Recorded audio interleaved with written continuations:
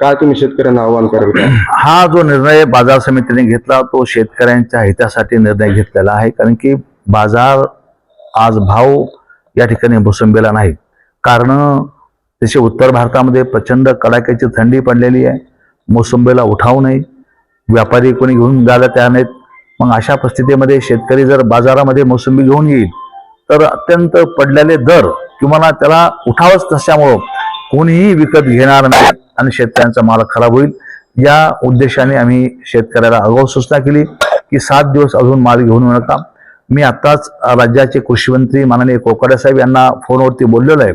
उत्तर भारतामध्ये मोसंबी जात नसेल तर मग दक्षिण भारत किंवा इतर भागामध्ये मोसंबी सरकारला पाठवता येते का, या संदर्भातलं मी आता माननीय कृषी मंत्री महोदयाशी बोलणं झालेलं आहे. त्यांनी सांगितलं की ताबडतोब मी कमिशनर आणि माननीय सचिवांशी या संदर्भात बोलतो आणि तातडीनं काहीतरी विल्हेवाट लावतो.